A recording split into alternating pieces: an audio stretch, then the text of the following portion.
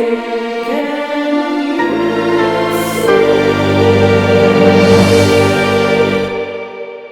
then, I look back and see how my need to help and to organize and to facilitate was so present. And so I became the little soldier and tried to stay brave for my family, and I'd do anything I could. I kept lists of people that came to the door who brought food and gifts and encouragement, and just did anything I could, errands. I knew my parents were under a tremendous burden of grief and sorrow, and so anything I could do to keep life moving forward for me and my siblings, I was more than willing to do.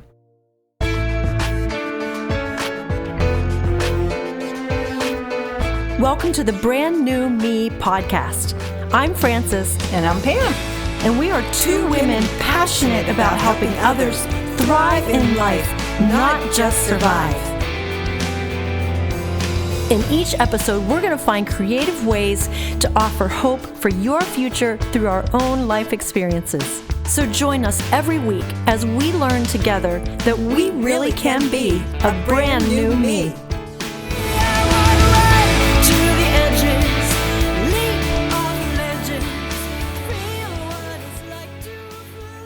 Hello, we are here to celebrate a very special occasion because this week is Veterans Day. And a little history of Veterans Day. It originated as Armistice Day, and that was back in 1919, and of course none of us were here then. But they celebrated the first anniversary of the end of World War I. And actually Veterans Day became a national holiday on November 11th, 1938. So we honor our military personnel, and we remember and pay respect to all the men and women that died in serving our country and in war, and also the veterans that are out there fighting for us today. And we are very happy to have someone. We're going to talk a little bit about loss today, and we're going to talk about someone who lost someone very special to them in the Vietnam War. And we want everybody who's lost somebody, a mother, a father, a sister, brother, husband. We are honoring you today. And we know the sacrifice that your loved one made and the sacrifice that you made for our country. So we're going to get started right away with Zoe Monserrate. She's going to give us a story about her brother, and it's a very compelling story. So listen to Zoe as she starts and shares with us her story of Stephen Belcher.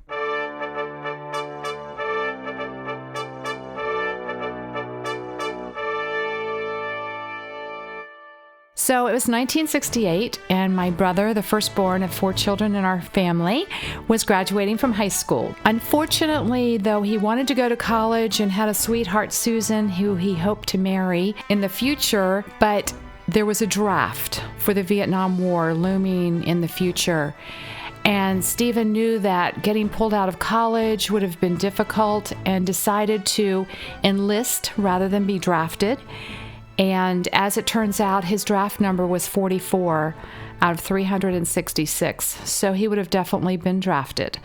So he was kind of wanting to prove himself and decided to join the toughest division of the military, which was the Marines at the time, he thought.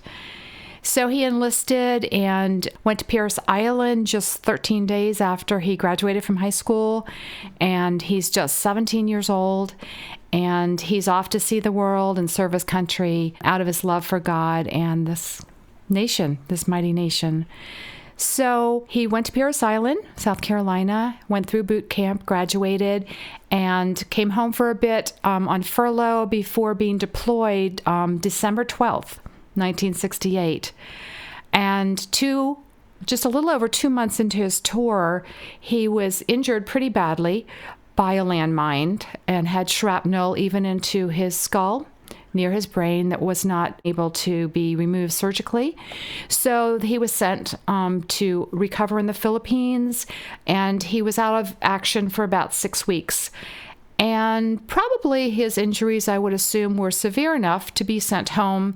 But knowing my brother, he wasn't going to give up on the mission he had come for, and that was to make a difference He loved God, he loved his country, and he wanted to be all that God had created him to be. So he went back to the field, and less than 3 months later, he was killed in the line of duty in 20 miles southwest of Da Nang.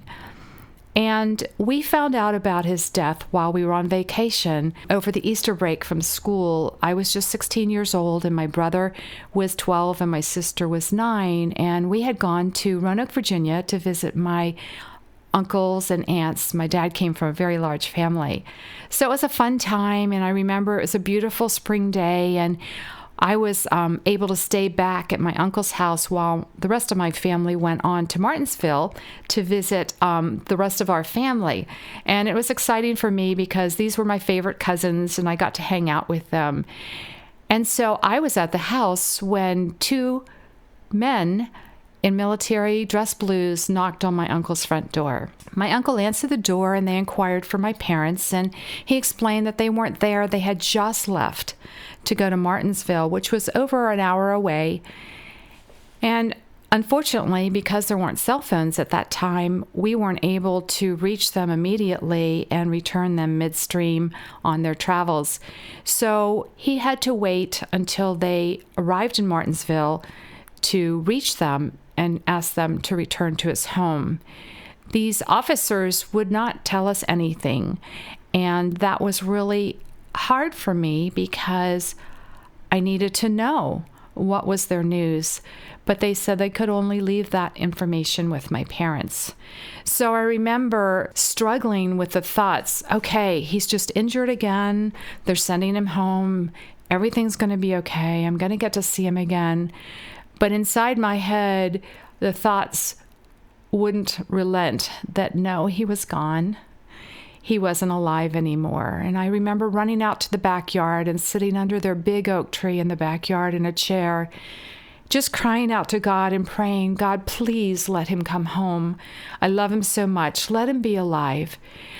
And that was a long 3 hours before my parents would return home to my uncle's house, and the men in blue would show up once again at the door. And I can hear their voice so clearly as they said, Mr. and Mrs. Belcher, we regret to inform you that your son, Stephen Edwin Belcher, was killed in action April 5th, 1969.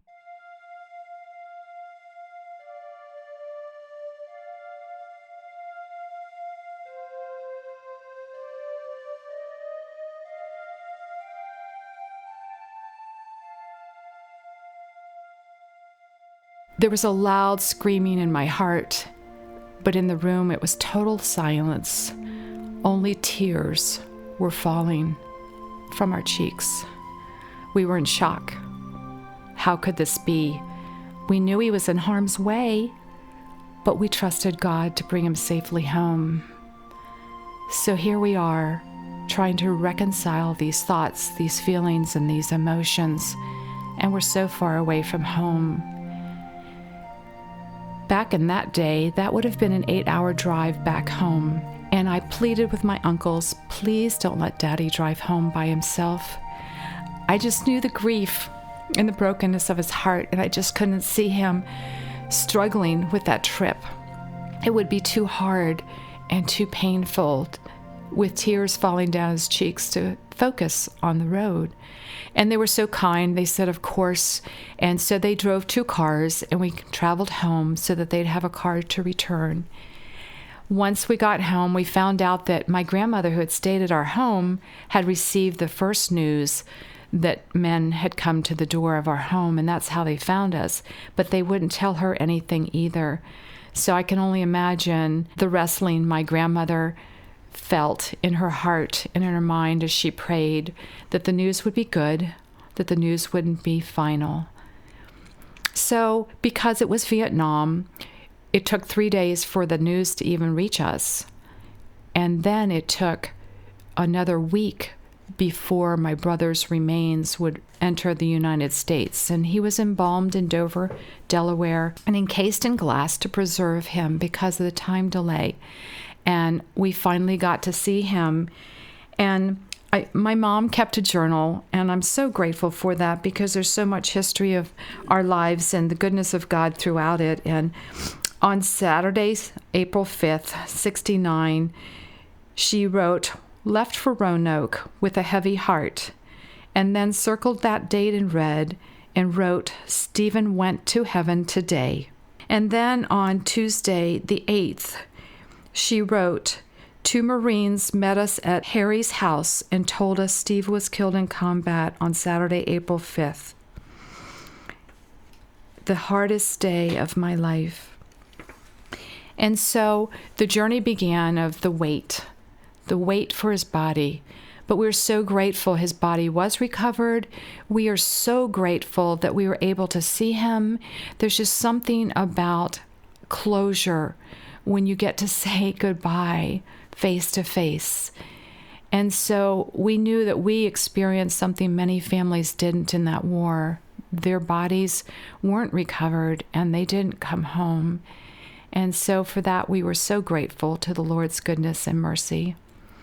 There was a tremendous outpouring of support and love from our family, our friends, our church community, even though we lived quite a distance from our church.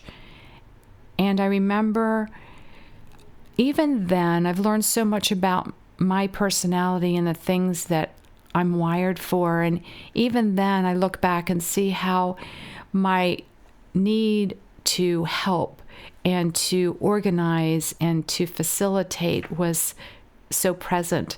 And so I became the little soldier and tried to stay brave for my family, and I'd do anything I could. I kept lists of people that came to the door who brought food and gifts and encouragement, and just did anything I could, errands. I knew my parents were under a tremendous burden of grief and sorrow, and so anything I could do to keep life moving forward for me and my siblings, I was more than willing to do.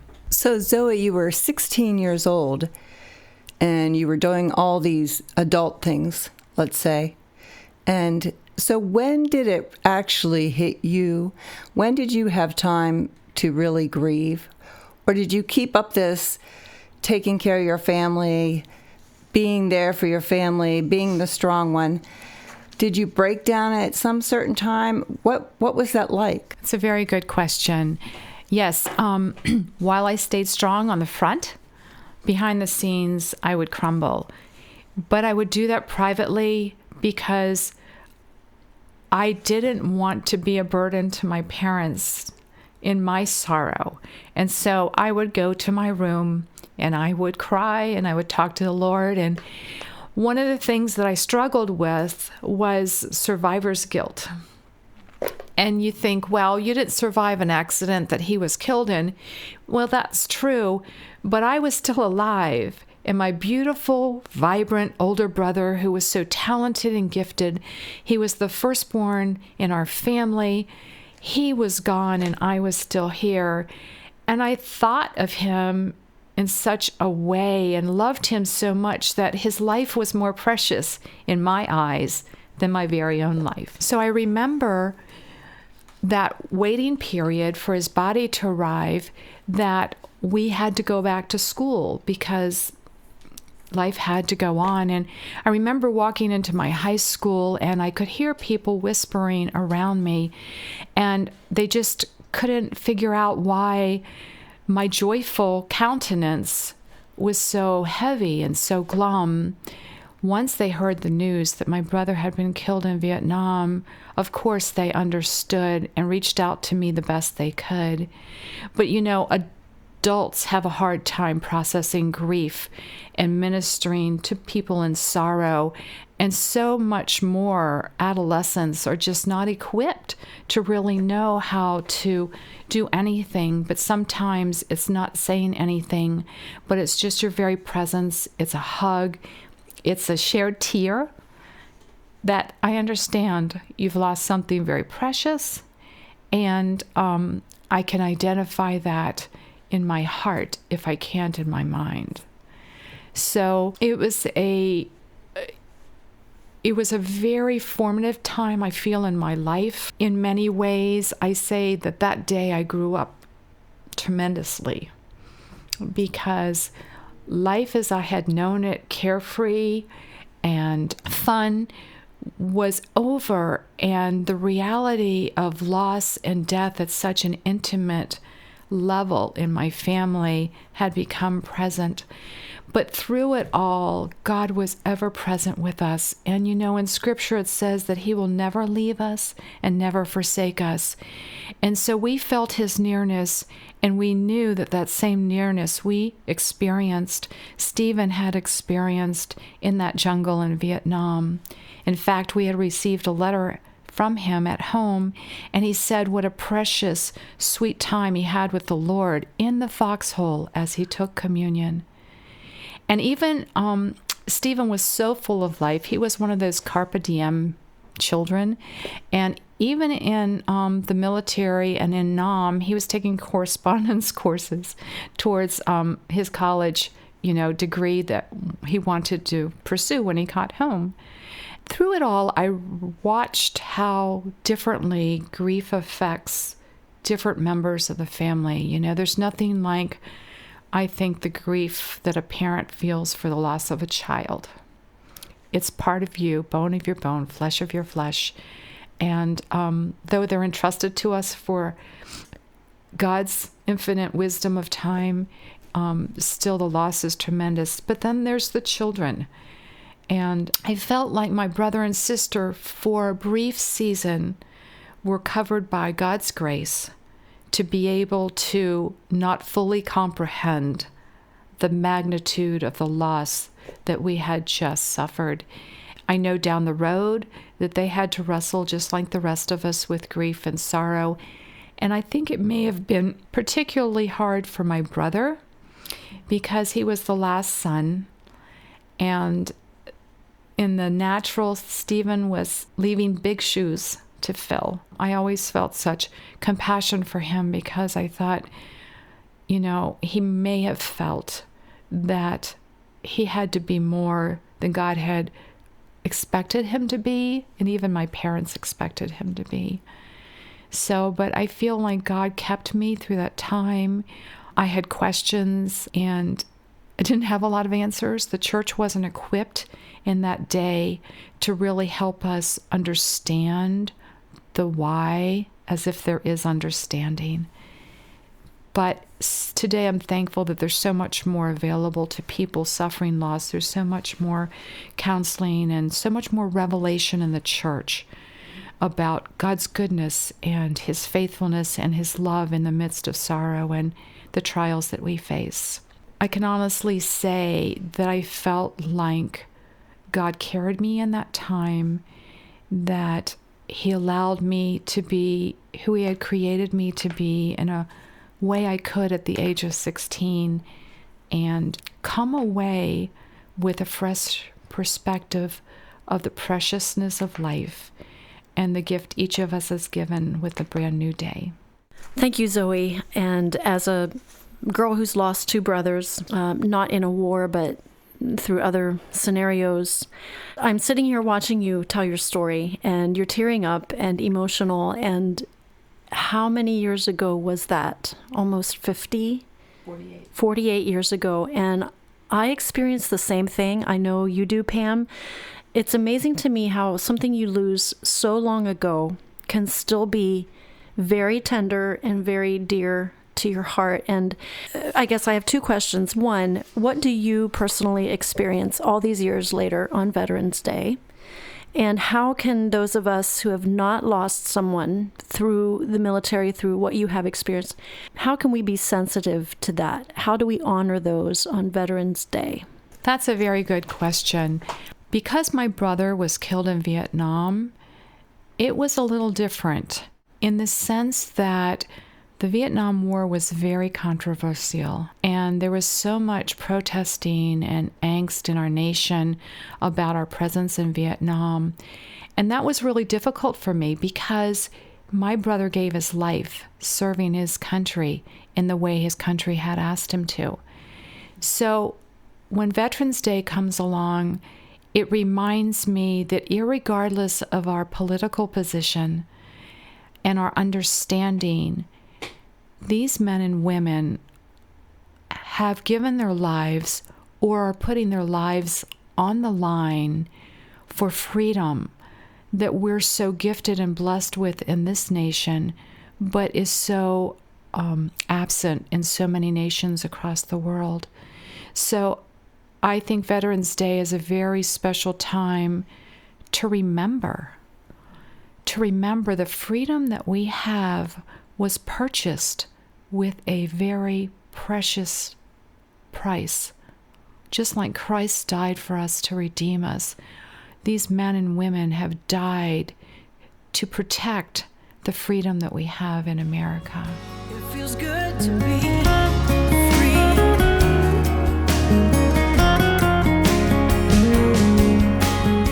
So Zoe, if there was one thing you would think of what you learned from the death of your brother from the past and how you deal with that in the present and maybe what it looks like in the future as far as, your relationship with Stephen, and he will always be in your heart. And how does that look maybe even for his nieces and nephews? I know your dad has passed, but still for your mother.